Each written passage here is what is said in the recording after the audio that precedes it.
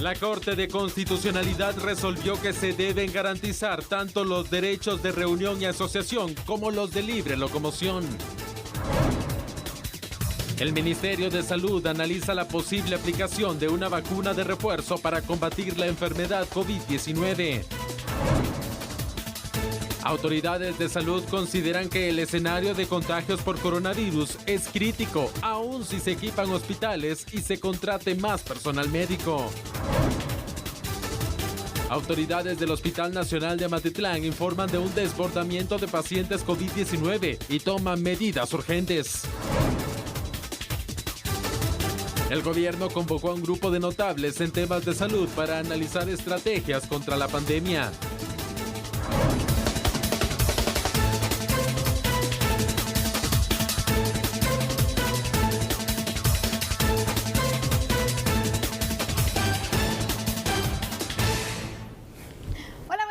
Lo estamos esperando para poder comenzar con el análisis de la información. Qué gusto poder compartir con ustedes y por supuesto con Julio Talamonte. ¿Cómo estás, Julio? Buenas noches. Sandy, muy buenas noches para ti. Es un gusto saludarte y por supuesto es un gusto saludarle a usted allá en casa. Como siempre, completamente aquí en vivo con 3 análisis, a cuál más importante que otro. Y uno que me parece muy importante es el primero, ¿no? 2 derechos que se deben respetar: asociación, reunión y manifestación, con el derecho a la libre locomoción. Y por cierto, vamos a iniciar entonces con el análisis de este tema, porque en la Corte de Constitucionalidad, los magistrados emitieron la siguiente resolución.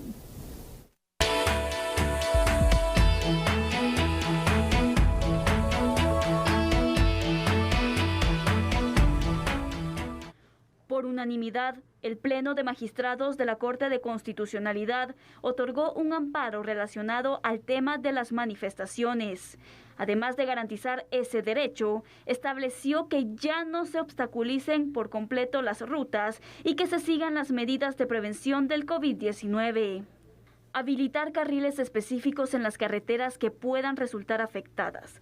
Esto para que las personas lleven a cabo las manifestaciones sin interrumpir el ejercicio de los derechos de los demás ciudadanos en cuanto a su libertad de locomoción y movilidad. El acceso a servicios de transporte comercial y de personas dicta la resolución del máximo Tribunal Constitucional. Además, se reiteró la obligación de tomar las medidas de bioseguridad necesarias para la prevención del COVID-19. En las últimas manifestaciones, muchos guatemaltecos se han visto afectados por el caos vehicular que éstas han provocado. Incluso, algunos de los participantes han impedido el paso de ambulancias, situación que ha puesto en riesgo la vida de las personas. Por último, la Corte estableció el uso de la fuerza pública cuando fuera absolutamente necesario, en casos excepcionales y siempre conforme los estándares internacionales que han marcado las pautas para estos casos. Yo creo que esto es muy importante iniciar recalcando lo siguiente en el tema, Sandy. Número 1. Hemos dicho aquí en reiteradas ocasiones en A la Medida, ¿hay derecho de asociación, manifestación? Por supuesto que lo hay, sí, pero no puede vedar un derecho humano el libre ejercicio de otros derechos como el de la libre locomoción, porque es que ahí es donde se desvirtúa la cuestión y es ahí donde ya se pasa a irrespetar el derecho de otras personas. Ahora, ¿que logran hacerse escuchar? Por supuesto, logran hacerse noticia, pero también logran hacer una antipatía fuerte y grande hacia su causa.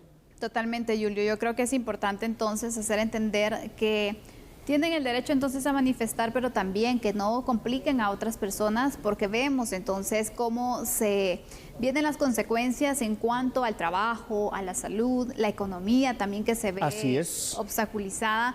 Y son varias las consecuencias más que los beneficios que se tienen en muchas ocasiones de las manifestaciones. Ahora la pregunta es, es que esta resolución de la CC también, Julio, pues marca el precedente. Yo no había escuchado que se dieran situaciones como estas. Esta es la otra situación. A ver, y aquí no sé si es una parte positiva o negativa. ¿Por qué? Porque nos estamos, creo yo, mal acostumbrando, fíjate, Sandy, la palabra que acabo de decir, mal acostumbrando a que la CC sea juez, sea parte, sea legislativo, sea ejecutivo, sea judicial, y al final de cuentas que quede como el máximo tribunal, que ojo, no lo es. El máximo tribunal en Guatemala es la Corte Suprema de Justicia, la CC es el máximo tribunal en materia constitucional únicamente, pero lo ponemos hasta legislar literalmente para a través de amparos. ¿No? y a ordenar, que eso le competiría, siento yo, en mi criterio, a las autoridades encargadas de la seguridad, a la misma Procuraduría de los Derechos Humanos, el velar, que está bien, que manifiesten, pero que no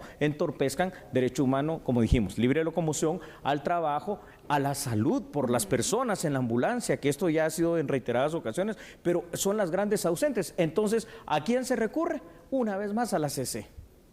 Exactamente. Creo que estos puntos ya se tienen que resolver de otra forma, no solamente, no sé qué tanto puede marcar, Julio, que la Corte de Constitucionalidad resuelva esto en el sentido de que, bueno, tienen que dejar libre las calles y no utilizar la fuerza pública para poder despejarlas y no vedar el derecho de libre locomoción. Yo no sé qué tanto puede ayudar. ¿Cuál va a ser ese equilibrio que se va a marcar para que también esa situación de que el resto de guatemaltecos podamos circular libremente sin que se bloquee, no vaya también a situaciones que vayan a ser cuestiones de violencia? Pero, ¿te parece si vamos con datos? Por supuesto. Vaya, vamos a ver unos datos ahí en pantalla. Sandy, escucha por favor junto a los televidentes que una vez más, y esto es lo que estamos recalcando, es la Corte de Constitucionalidad la que tiene que tomar una decisión importante sobre una situación que acontece en Guatemala y que de alguna forma afecta a la economía y al país. En este caso se trata de un amparo provisional, hay que decirlo también, que ordena que las manifestaciones no se constituyan en bloqueos y que se permitan a la par de manifestar la libre locomoción. En teoría, pero solo en teoría, esto parece fácil, ¿no? Claro. Visto así en blanco y negro está muy bonito. Encontrar un equilibrio entre el derecho de asociación y el derecho a la libre locomoción, pero de hecho, de verdad puede presentarse como un foco de problemas, como un foco eventual hasta de situaciones violentas. Los bloqueos, por otro lado y por otra parte hay que decirlo, se han convertido en Guatemala en sinónimo de manifestación, lo cual también es incorrecto, como una forma de hacerse oír, sentir ante los reclamos planteados a las distintas autoridades. Y aquí lo hemos dicho, mire usted, si quiere plantearle algo a una autoridad, vaya y plántese pero delante de donde está esta autoridad. Y si quiere y si es posible, vaya y plántese delante de su casa, pero que lo escuche la autoridad, no que de alguna manera sean todos los guatemaltecos que tengan que sufrir las consecuencias. Efectivamente, Julio, yo creo que este punto es muy importante, pero más que una resolución, yo creo que necesitamos un diálogo para poder resolver las diferencias. Aprender. ¿No? Sí. No sé qué piensas tú, sí, qué otras alternativas hay, porque, bueno, la CC se pronuncia, la CC está garantizando que derechos que son también constitucionales, pero una resolución no es la solución. Yo creo que precisamente esa opción del diálogo, que sería el camino a esa famosa construcción de una cultura de paz que cada vez se ve más lejos, por lo menos en la sociedad actual, pudiera llevarnos a una solución, es decir, encontrar ese justo equilibrio en el cual los manifestantes, vaya, si quieren ponerse en las carreteras en 10, 20 puntos, está bien, con los permisos pertinentes y los avisos lo hagan, pero si hay dos carriles, que dejen ese carril libre, pero que no tenga que ser tampoco por la fuerza, es decir, yo creo que los mismos manifestantes son personas suficientemente cuerdas, racionales, para entender que de esa manera inclusive van a ganar hasta cierta simpatía. Miren, ¿por qué están manifestando? Siempre van a llamar la atención. La gente hasta por curiosidad, bueno, ¿y qué es lo que están protestando? Ah, esta cuestión. Bueno, qué interesante, pero de una manera en que no se afecte a los demás. Lo que pasa, Sandy, es de que aquí también tenemos que hablar la otra parte. Todos estos bloqueos y manifestaciones de manera espontánea no surgen. Aquí hay intereses. ¿Quién los acarrea?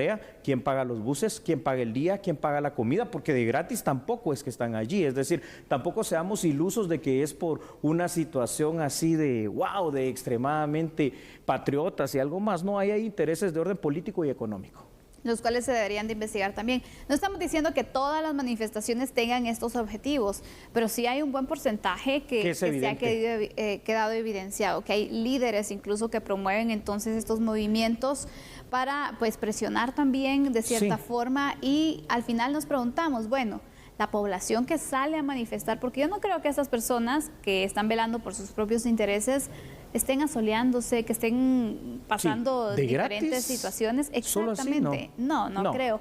Entonces la pregunta es, ¿estas personas están teniendo algún tipo de beneficio en el sentido de que se resuelven sus necesidades o solamente para quien las organiza? Viven de los problemas sociales.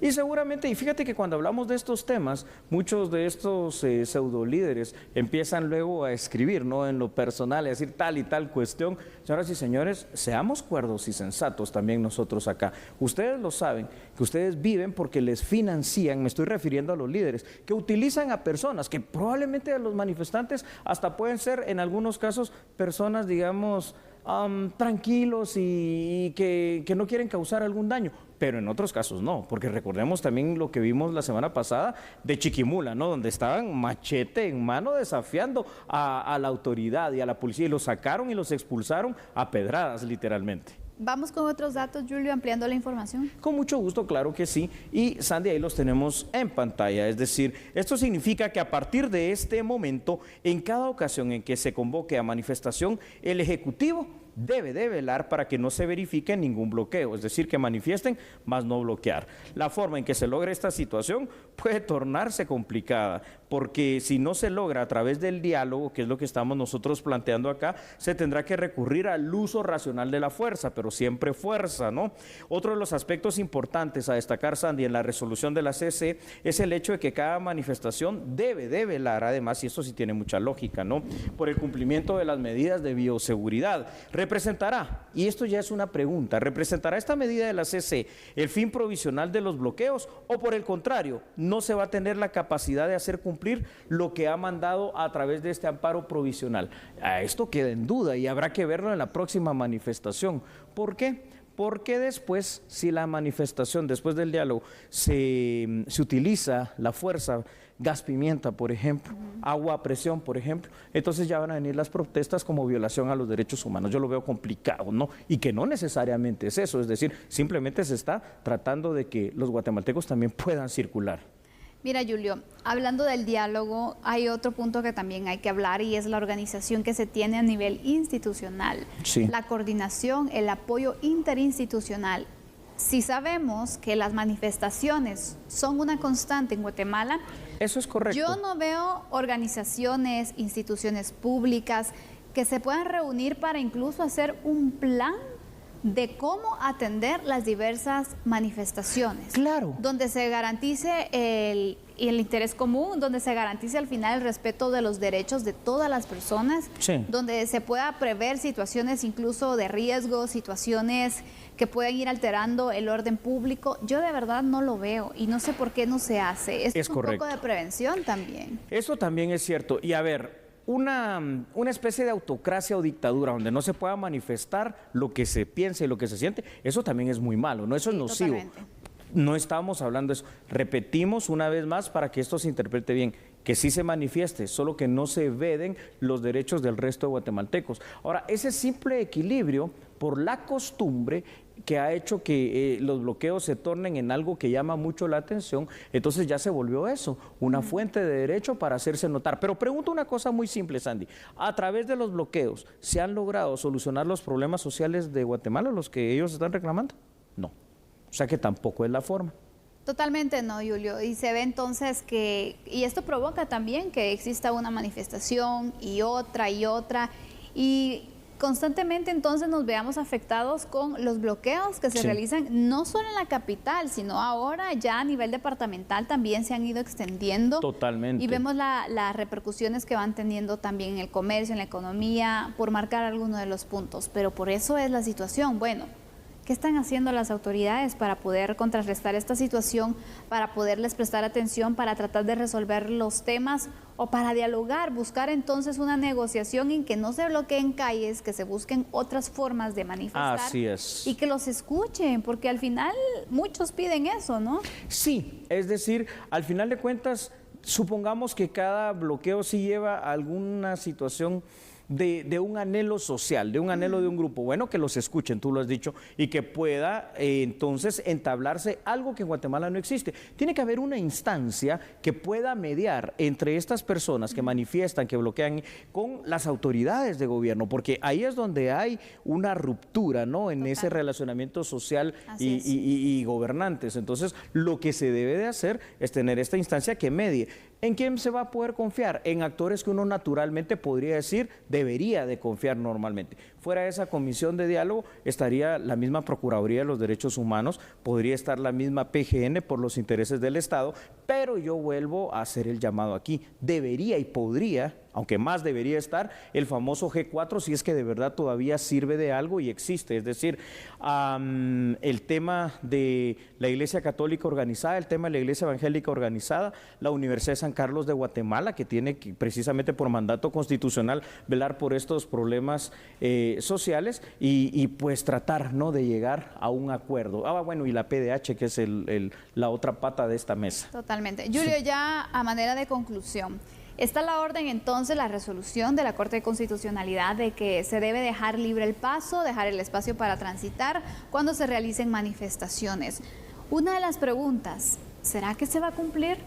Y si no, ¿qué va a pasar con las personas que pueden estar molestas y que, bueno, saben de esta resolución y no se les garantiza entonces el espacio para transitar? Qué difícil. Siento, y espero equivocarme, que sí se va a tratar de hacer cumplir esta decisión, pero que va a ser foco de problemas. Entonces, no sé, habrá que analizar, por eso les digo, y con esto concluimos, no creo que la simple ordenanza de la CC sea el final a un problema que es social. El problema viene de la falta de diálogo. Ahí es donde hay que apuntar todas las armas en el buen sentido del diálogo para poder llegar a una mediación y a una conciliación. Eso sería.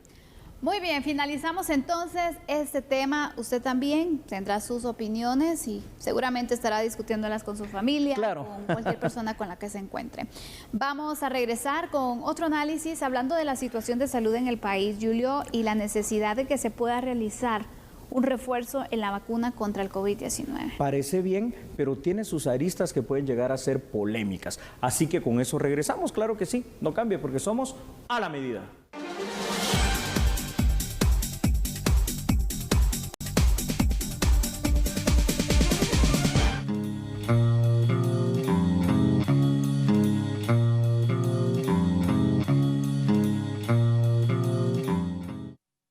Las autoridades de salud de Guatemala han indicado un análisis técnico sobre la aplicación de una tercera vacuna que funcionaría como refuerzo para la inmunización contra el COVID-19. El director de Servicios de Salud, Eliú Mazariegos, señaló que dentro del estudio evalúan si el refuerzo sería para personas de la tercera edad o el 10.5 millones considerados para la vacuna. Está aplicada para ello, por lo tanto ya se trasladó eso al despacho para su consideración, ¿verdad?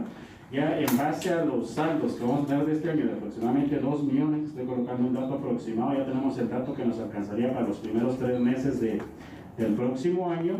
Lo único que estamos revisando ahorita es, para poder llegar a esos 10.5 millones, tenemos un aproximado de cuánto tiempo vamos a llegar, y lo que tenemos pendiente es de a qué personas se les va a colocar su refuerzo el próximo año, ya sea un refuerzo o una tercera dosis. Eso es lo que se está haciendo el análisis técnico de, por ejemplo, si se le administra el refuerzo ya el otro año a los mayores de 70, ¿ya? O tenemos que programar vacuna para todo el grupo de 10.5 millones. Para este jueves, el Ministerio de Salud reporta 3.142.517 personas que recibieron la primera dosis contra el COVID-19, mientras que 982.296 ya cuentan con un esquema completo. El total de dosis administradas es de 4.124.813 vacunas en mayores de 25 años. No digo que esté mal que ya se esté pensando. Qué bueno, ¿no?, que se esté pensando para que haya una planificación. Lo que sí digo, y por eso decía antes de irnos a corte, que puede parecer polémico, es que antes de hay que escuchar primero las recomendaciones de la OMS, 1, y 2, antes de hay que terminar de vacunar e inocular a la población en la primera y segunda dosis. Si no, estamos hablando de una utopía todavía en Guatemala, porque falta todavía mucho porcentaje de la población por vacunar. Totalmente, y hay que aclarar también que no es algo inmediato, están analizando la posibilidad, y aparte de ello, qué grupo de la población también podría necesitar este refuerzo. Entonces no es algo oficial, por lo tanto también no se va a dejar engañar en el que diga, bueno, si usted ya se vacunó, tiene que ir a visitar otro centro porque le van a poner el refuerzo, una vacuna de refuerzo. No es así. Por aquello de las desinformaciones, es importante ir aclarando este punto y evitar las largas colas, la pérdida de tiempo, incluso y la molestia que puede generar entonces ir a un lugar por gusto. Exactamente. A ver, inclusive los países que han tenido, digamos, una mejor respuesta en la vacunación, Y mayores niveles de vacunación. De mayores niveles de vacunación, por cierto, como Israel, han empezado a aplicar una tercera, ellos sí, una tercera dosis, una tercera vacuna, pero están empezando con grupos vulnerables. Por ejemplo, las personas de la tercera edad, personas con algunas enfermedades que son crónicas. Estados Unidos está analizando qué grupo va a ser el que en todo caso van a empezar a aplicar, dependiendo también lo que se decida allá políticamente, esta tercera dosis. Entonces, yo creo que nosotros aquí es muy arriesgado en este momento estar hablando de una eventual tercera dosis que puede causar una falsa expectativa, como tú lo estás diciendo, en este instante, si todavía no se termina siquiera la primera dosis de manera universal y faltan muchas personas de esa segunda dosis. Ahí es donde tenemos que enfocar nuestros esfuerzos como país. Como planificación yo no digo que no, porque qué bueno que desde ya se pueda tener en mente, porque al final de cuentas probablemente no vaya a ser una tercera dosis, probablemente, fíjate qué es lo que va a pasar, como la vacuna de la influenza, una vez al año. Probablemente. Probablemente. La verdad es de que en el momento inmediato lo que preocupa y en lo que se tienen que también ir enfocando mucho es en avanzar con la vacunación. Así es. De las personas que pues todavía no han tenido ni el esquema completo, ni siquiera tampoco han recibido la primera dosis. Sí. Pero está bien que se vaya entonces previendo esta situación de la posibilidad de un refuerzo como está pasando en algunos países. Sí. Para que entonces pocos, luego... por cierto. Sí, totalmente, pero mira, Julio, es bueno ir considerando esos puntos porque hemos dicho, bueno, a veces hay situaciones y hay acciones que se empiezan a poner sobre la marcha, que se van entonces implementando sobre la marcha. Improvisadamente, pero, sí. Improvisado, y el tema de salud no se tiene que improvisar, eso tiene que estar muy bien planificado, pero los esfuerzos principales se van a ir enfocando en eso, en la vacunación. Y en este momento. Exactamente, ir tomando acciones para ir reduciendo también los contagios de COVID-19, que actualmente estamos en una etapa muy crítica, Julio. Así es, y ahí también, y antes de ir a los datos, pues tiene mucha participación la misma sociedad guatemalteca para cuidarse. Es correcto. Vamos con datos, ¿te parece? Adelante. Ahí están, por favor, en pantalla. Mientras, Sandy, países más avanzados están empezando su planificación y también la organización para una tercera dosis de la vacuna contra el COVID-19, en Guatemala se analiza la situación, yo diría que para los próximos años. Esto no es una situación inmediata. No es muy alentador el panorama de un posible refuerzo contra COVID-19 todavía en Guatemala, pues por el momento se contempla a mediano y largo plazo. Ahora, es una discusión que sí merece tenerse en este instante y sin embargo el país trata de seguir avanzando en el proceso de inoculación para la mayor parte de su población. Que aquí la pregunta también debería de ser, y ojalá pues la respuesta fuera tan sencilla, ¿lograremos inocular a los 16, 18 millones de guatemaltecos en primera y segunda dosis este 2021? Es que eso debería ser, pues ya como va la cuestión, la meta, ¿no? De aquí a diciembre, que esto pase y que también logremos avanzar en el tema de la concientización personal de cada quien para que no se llegue a lo que hablábamos ayer, ¿no? A 25,000 personas fallecidas, a 2 millones de personas infectadas, porque esto nos llevaría hacia otros derroteros nada alentadores. Totalmente, Julio. Esa es una de las metas entonces y eso es algo que todos esperamos porque hay mucha población que todavía no ha tenido la posibilidad de ser incluido, de poderse registrar, de poder ir a un centro de vacunación, porque sabemos que las dosis no están para todos los guatemaltecos, que vamos paulativamente. Pero también aquí es momento de hacer el llamado a la reflexión a quienes sí pueden vacunarse y que no lo quieren hacer, Julio, porque aquí vamos un poco de responsabilidad. Sabemos que es algo voluntario. Es verdad. No se le puede obligar a nadie a que se vacune, pero también es necesario que vaya valorando su vida, su salud, que se vaya protegiendo y esta es una de las formas de hacerlo, Julio. Y al final de cuentas, por lo que estamos viendo que está pasando en Europa y en otros países, quizás se vaya a volver algo más que voluntario, algo obligatorio, dadas las consecuencias y condiciones que ya se están teniendo con el COVID-19. Si usted quiere bajar, quiere salir, quiere hacer esto, entrar a algún lado, entrar a otro lado, pues va a tener que presentar esa constancia, esa información de que ya se vacunó. Así que yo creo que sería importante. ¿Sabes por qué? Porque las protestas que pasaron en Francia de las personas que no querían vacunarse orilló a Macron a tomar otra decisión. Y la decisión del presidente es, está bien, entonces a partir de ahora cualquier otra vacuna, si usted lo necesita, tiene un costo y es un costo alto. Tampoco se trata de llegar a eso.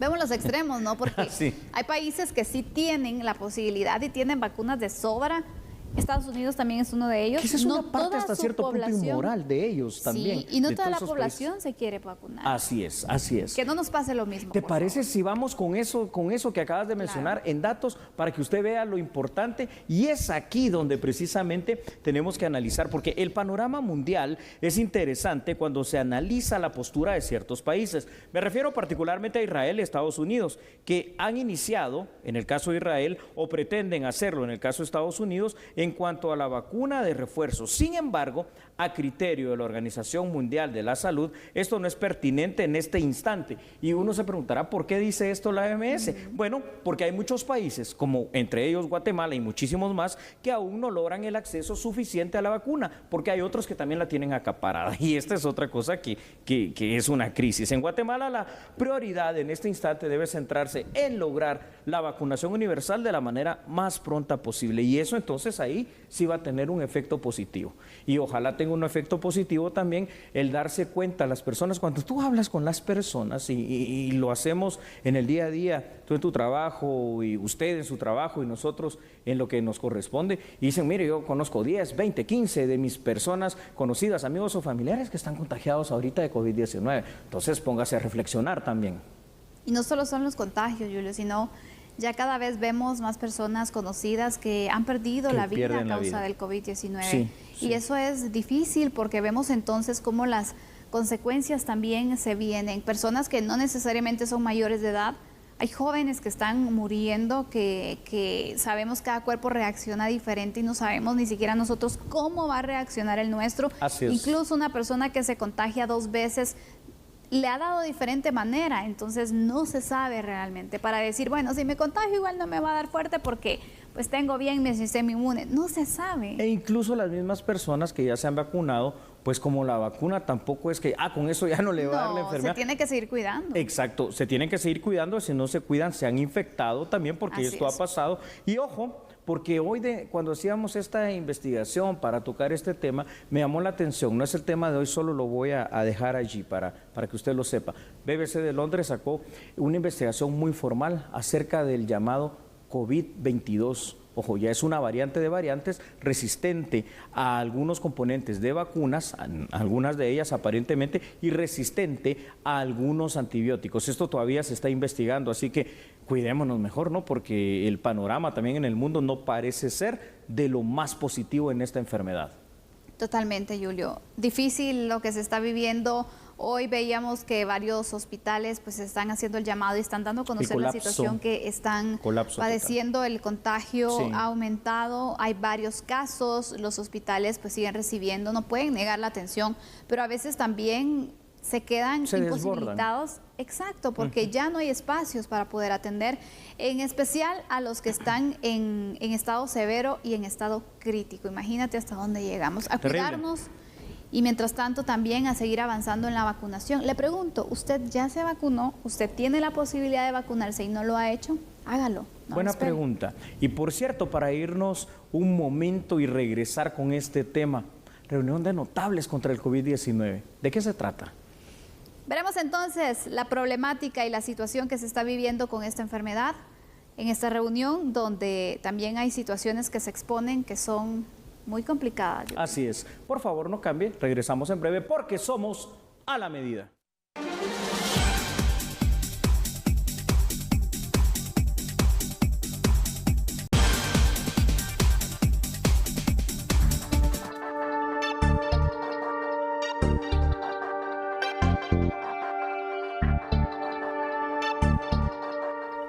Es increíble, pero uno va aprendiendo día a día un montón de situaciones. Por ejemplo, estaba muy empapado tu servidor en que existen algunos consejos, ¿no? Como el Consejo Nacional de Seguridad, solo por mencionar uno.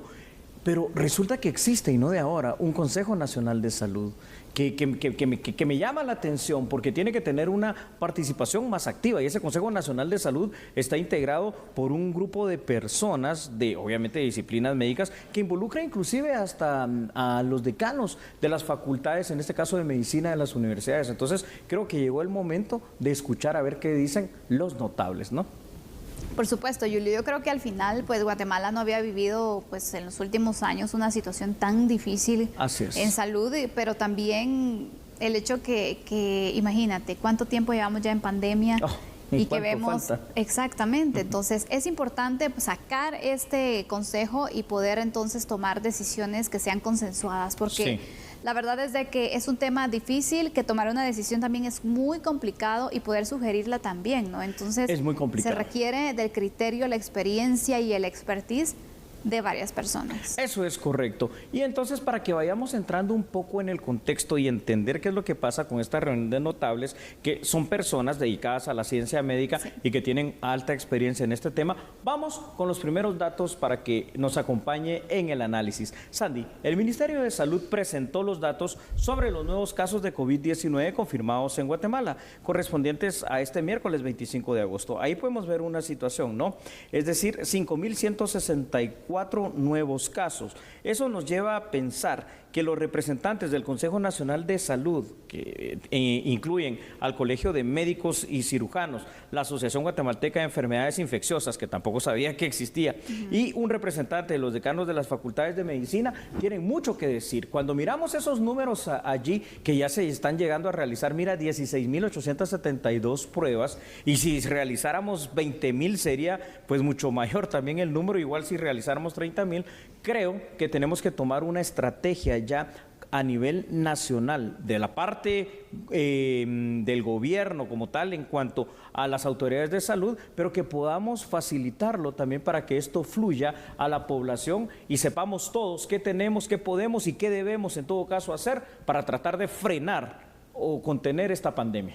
Ayer le dábamos a conocer a usted algunas cifras en el sentido de los contagios que se han dado en el país, donde al momento son más de 400.000 guatemaltecos que han dado positivo a COVID-19.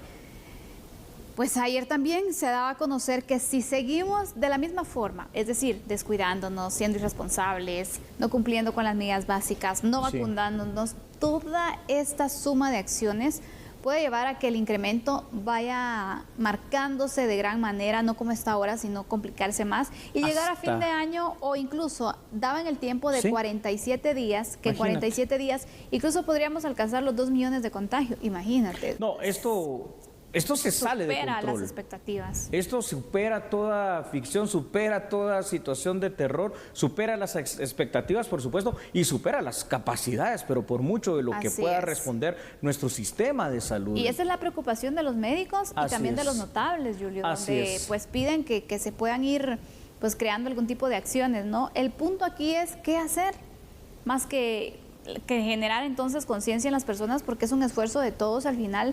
Pero ¿qué otras medidas se pueden tomar cuando también hay advertencias por parte de quienes ven el tema económico, que un cierre o restricciones más duras en el país podría marcar pues un impacto negativo en la economía nacional? Bueno, aquí lo decíamos precisamente esta misma semana, ayer o anoche o antenoche, es decir, aquí hay dos posibilidades, ¿no?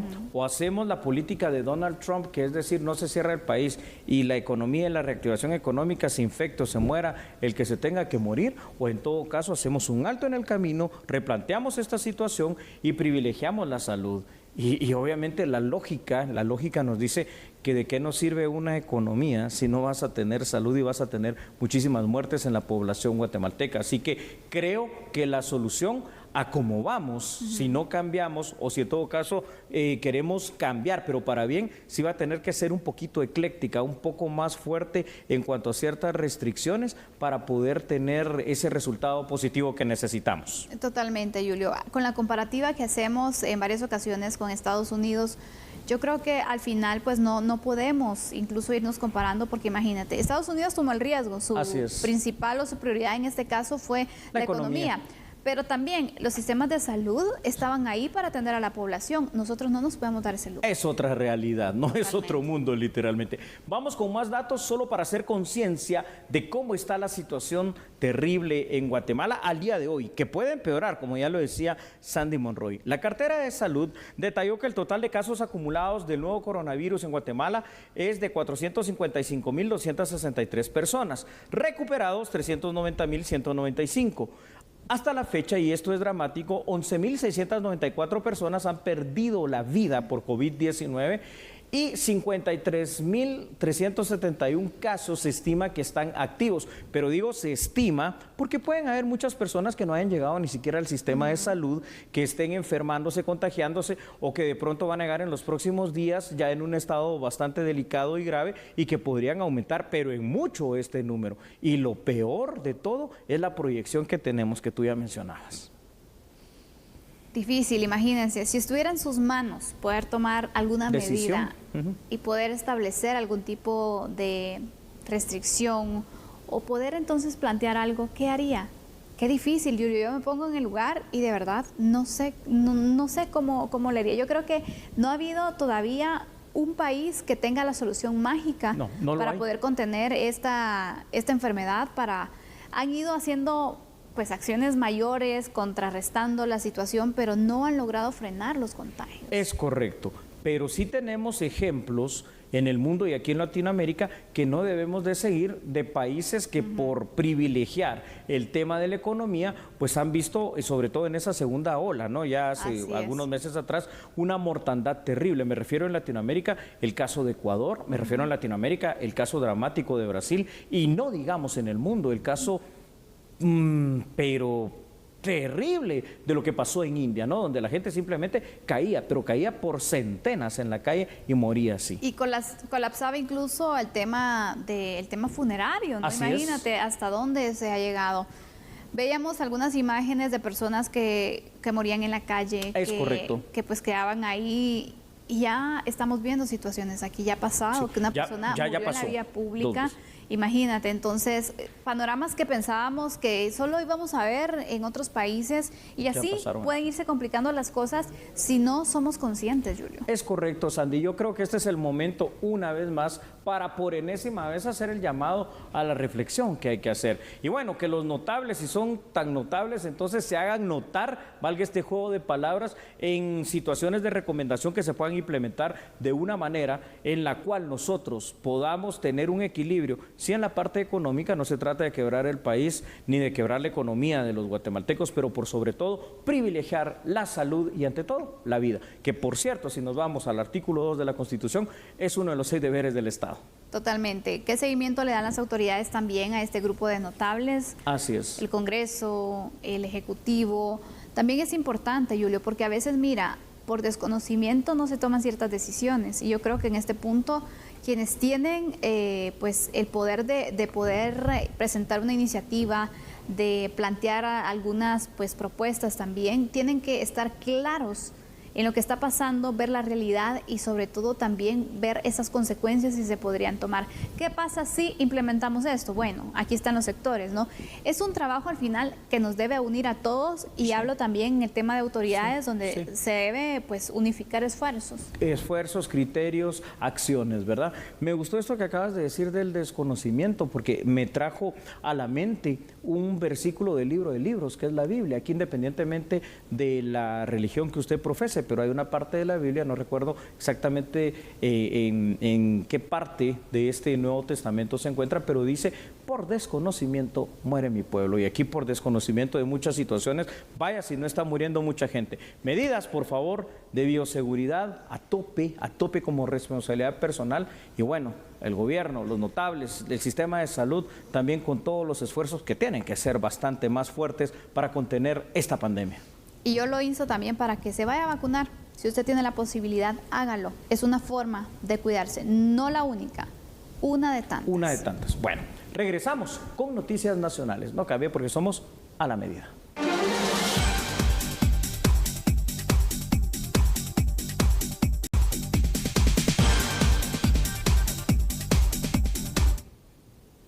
Bueno, regresamos, vamos a continuar hablando acerca de la situación que se vive en Guatemala por el COVID-19. De hecho, las autoridades de salud indicaron que aunque se equipen todos los hospitales y se contrate más personal médico, la situación de los contagios es alarmante.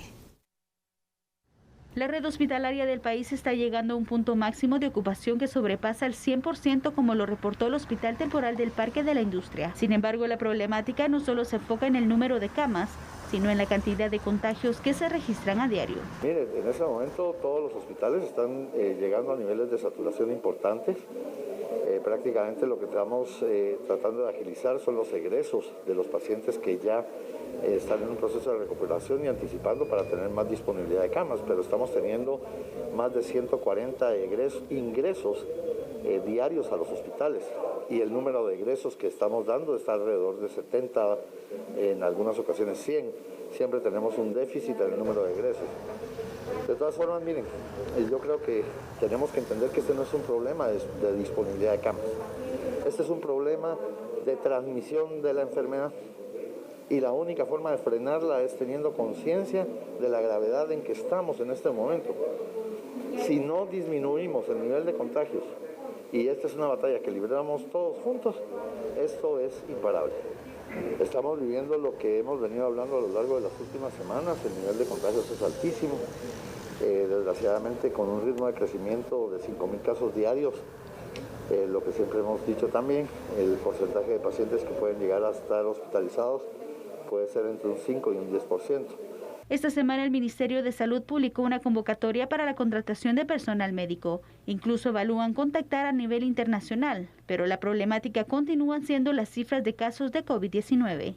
Aquí en este momento tenemos sobre la mesa una serie de análisis y propuestas, pero de nuevo, el tema es, por favor, y creo que es el mensaje más importante, ¿cuántos médicos voy a tener que tener de aquí a diciembre si el ritmo de contagio sigue en la dinámica que tenemos hoy? Es decir, ¿cuántas enfermeras tengo que tener de aquí a diciembre si continuamos en la dinámica? El problema, de nuevo, no es la disponibilidad de las camas o del recurso humano, el problema es el nivel de contagios. Si no frenamos el nivel de contagios, esto va a ser realmente un escenario muy complicado para el país. Al 26 de agosto, el Ministerio de Salud contabilizó 5.164 casos nuevos de COVID-19, para un total de 53.371 casos activos estimados. Seguimos con este tema, ¿no? Pero ahora nos vamos al municipio de Amatitlán, porque autoridades del Hospital Nacional de Amatitlán emitieron un comunicado de carácter urgente debido al incremento de casos de COVID-19 que tienen que atender. Vean la información. A través de un comunicado, la dirección del Hospital Nacional de Amatitlán informó que ante el desbordamiento de pacientes por COVID-19 y la demanda de pacientes a la emergencia por diversas morbilidades, se han visto una necesidad de tomar medidas urgentes que garanticen el acceso a la salud de la población y para ello comunicaron las siguientes disposiciones que regirán con carácter temporal a partir del 27 de agosto hasta nueva orden. En el área de influencia se atenderá únicamente a pacientes provenientes de los municipios y aldeas de Amatitlán, Villanueva, Villa Canales y San Miguel Petapa. En cuanto a accidentes, no se atenderán a pacientes provenientes de las áreas mencionadas anteriormente con trauma máximo-facial, traumas de columna y trauma ocular. Esto debido a que no cuentan con dichas especialidades médicas en el hospital. Mientras que en el traslado, los pacientes provenientes de las áreas antes mencionadas con las patologías descritas serán trasladados directamente a hospitales con mayor capacidad de resolución para no perder tiempo valioso que retrase los tratamientos de urgencia requeridos. Los contagios de COVID-19 también se han registrado en el organismo judicial, quien ha superado los 2.400 casos positivos. El Comité de Emergencia de la institución judicial registró que del 18 de mayo del 2020 al 25 de agosto del 2021, 2.429 colaboradores han sido diagnosticados positivos a COVID-19. De ese subregistro, 2.072 trabajadores se han recuperado.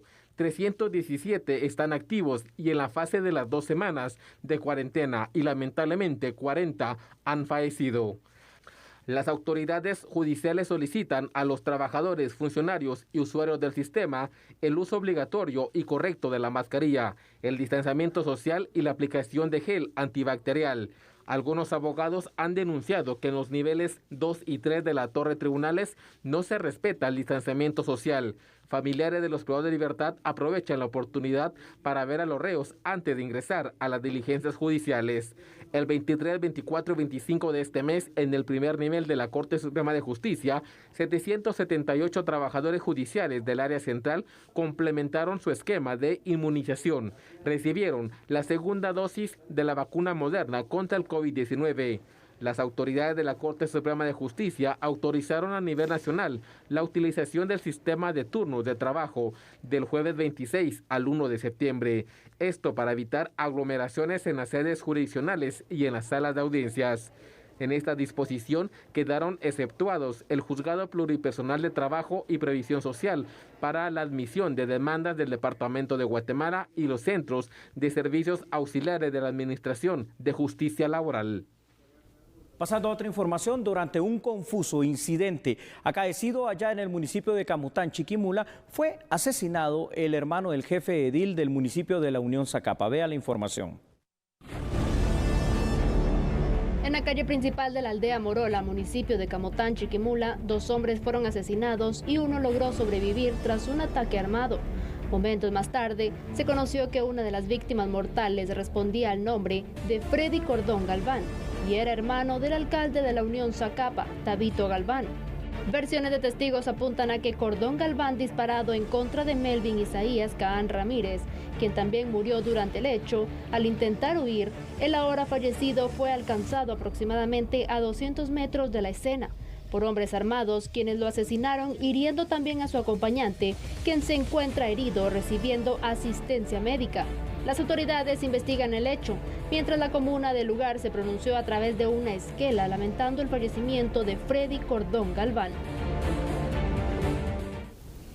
Muchas gracias por acompañarnos, que descanse y recuerde, cuídese. Nos vemos mañana. Chao.